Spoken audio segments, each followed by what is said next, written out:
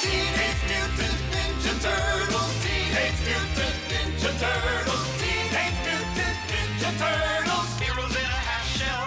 Turtle power. Cowabunga, dudes! Today we're diving deep into the shell-shocking world of the Teenage Mutant Ninja Turtles, or as they were known over here in the UK, the Teenage Mutant Hero Turtles.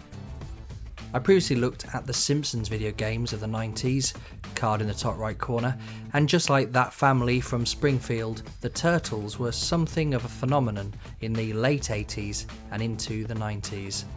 These tubular terrapins weren't just comic book heroes, nor were they simply stars of the screen. They made quite the splash in the world of video games too. And today we're taking a look at some of them. Full disclosure, I played each of these games on the Cowabunga collection, with one notable exception, but more on that later. So grab a slice of pizza and let's celebrate the best TMNT games from across the decades. Our adventure starts with the original Teenage Mutant Ninja Turtles arcade game from 1989. This was insanely popular and had players lining up at arcades to battle Shredder's Foot Clan. The gameplay was classic beat 'em up, with up to 4 players teaming up as the Turtles to take on hordes of enemies, including those pesky little robots, the Mousers. These mechanical menaces were a real pain in the shell. The game was a hit, pulling in over $200 million in quarters in its first year. Talk about a pizza party. Critics loved its vibrant graphics and chaotic co-op gameplay, even if it did feel a little bit unfair with its cheap enemies. But hey, that's what made it an arcade classic. They wanted you to keep feeding it quarters, after all. I had a lot of fun playing it, and although it isn't the best of the Turtles games, in my opinion at least, it was a good starting point for the series and for this video. Now let's check out what the home consoles had to offer. Next up we have another from 1989, though it actually predates the arcade game by a few months. Teenage Mutant Ninja Turtles on the Nintendo Entertainment System. This one brings back some serious nostalgia for me, as I used to play it in my cousin David's bedroom in the early 90s.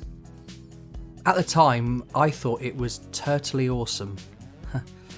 It had side-scrolling action, but it also featured some top-down exploration elements, making it a bit different from your typical TMNT game. The trick to this one is to switch between the Turtles often, as each had their own strengths, something that's necessary for strategic play. Despite being a commercial success, selling over 4 million copies, this game is infamous for its high difficulty, as seen in a video by a somewhat more popular YouTuber than myself. But despite the challenging nature, there's no denying its important place in the Turtles' back catalogue of games. It's not the best looking of the games featured in this video, but given that it's the oldest, I'll let it off. We're sticking with the NES for the next game. In 1990, Teenage Mutant Ninja Turtles 2, the arcade game, promised to bring all the arcade action into our homes. Sure, the graphics weren't as smooth as the arcade original, but it was still an absolute blast. They even threw in a couple of extra levels just to keep things fresh. And with the simpler 2-button controls, it was a bit easier than the arcade version. Blessing for us mere mortals. No quarters required to enjoy this one though. The game was a big hit, selling over 1 million copies and cementing its place as one of the top beat-em-ups on the NES. It's a bit of a button masher, but man, is it fun to shell out some justice with a friend by your side. As always, I played solo, as I don't have any friends. There was another Turtles game released on the NES. Let's take a look at it. In 1992, Teenage Mutant Ninja Turtles 3 The Manhattan Project was released, and this game built on everything great about the previous titles, whilst adding some new moves for each turtle, making it feel like a real upgrade. The upbeat tunes really kept the energy high, and the improved hit detection meant you were less likely to scream "Shell no" when you missed a hit. Though it didn't sell as many as the earlier games, it was still popular with fans and received decent reviews from critics. It's often hailed as the best TMNT experience on the NES, and for good reason. It's a turtly radical adventure. 1992 also gave us the first taste of the Turtles on our shiny new 16-bit consoles. Let's take a look. Now we're talking. Turtles in Time hit the SNES not long after it reached insane levels of popularity in the arcades, going on to quickly become a fan favourite. The graphics were smoother than a freshly polished shell, and there was a greater variety of attacks, making this game feel like a real leap forward for the series. I loved Streets of Rage, possibly my favourite game series of all time, but even Axel and Blaze couldn't do what the Turtles were doing in this game, and that was throwing enemies at the screen, which was a mind-blowing animation at the time. This game was a critical and commercial success with over 1 million copies sold. The level design, vibrant visuals, and end-of-stage bosses made it feel like you were playing through a full-blown episode of the cartoon, and fans of the show would no doubt love seeing their favourite baddies pop up for a brawl. And for those who, like me, didn't have a Super Nintendo but instead had its 16-bit rival, the Sega Mega Drive, or Genesis for my American friends, we didn't have Turtles in Time, but fret not, there was something else on offer. It was in 1992 that Sega fans finally got a slice of the action with Hyperstone Heist on the Mega Drive. It was similar to Turtles in Time, but with longer levels and a tougher challenge, perfect for anyone looking for a true test of their turtle power. While the game's colour palette wasn't quite as vibrant as what was found over on the SNES, it had its own charm. Again, we see those annoying mouses return, challenging to deal with for all the turtles except Donatello, whose bow staff makes quick work of them thanks to its reach. Little tip for you there, if you're as infuriated by those enemies as I am.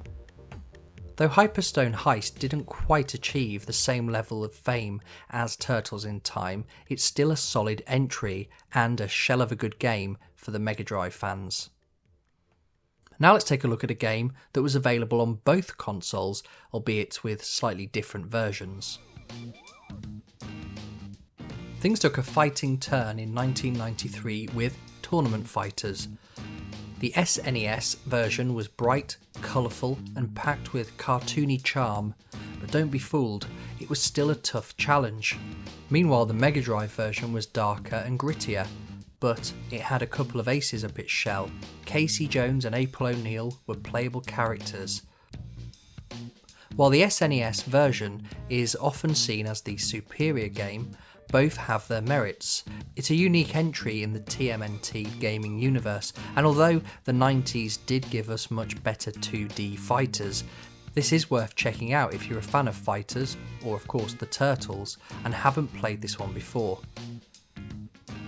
As to which one you should try, I'd say the SNES game is slightly better, but if you like Casey Jones or April O'Neil, then maybe the Mega Drive version is the right one for you.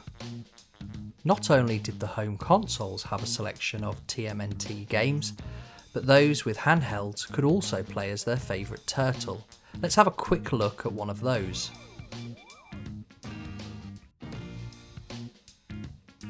Taking things portable, we have Fall of the Foot Clan for the Game Boy. Released in 1990, this game was simple, but that's what made it appealing. Big sprites, straightforward controls and easy to pick up gameplay made it a hit for any 90s kid who had a Game Boy back in the day. It may not have been the most challenging TMNT game, but it's perfect for some turtle power on the go. It was followed up by Back from the Sewers a year later, and finally in 1993 a third entry to the Game Boy trilogy came with Radical Rescue. So far we've focused on the 90s games, but the Turtles have maintained a certain level of popularity up until the present day, with other versions of the cartoon and even a few movies released since the 90s ended. But it was in 2022 when a new game was released that aimed to shell out some nostalgia from our childhoods. Let's take a look at Shredder's Revenge. The problem with the Turtles TV shows and movies of the 2000s and the 2010s were that the look and sound of the Turtles had evolved and arguably not for the better, and for that reason the games released in that era had a different target audience. But Shredder's Revenge took things back to the 90s and was aimed primarily at adults in their 30s and 40s. This game is a celebration of everything Teenage Mutant Ninja Turtle-y. The developers have put so much love into this title and it shows in every pixel. The visuals are spectacular with a modern take on the classic arcade style. You really feel like you're playing an updated Turtles in Time or Hyperstone Heist, and there are so many nods to those old games as well as the shows and movies that we grew up with, as the game is packed to the brim with tons of unlockables and hidden items to keep you coming back for more. As well as Leonardo, Donatello, Raphael and Michelangelo, you can play as Splinter, April and even some unlockable characters, which adds a fresh twist to the classic beat-em-up formula. And the best part, you can team up with friends online to take down Shredder's minions. If there's one modern game featuring the Turtles that you need to play, then it's this. You can make it part of the ultimate pizza party.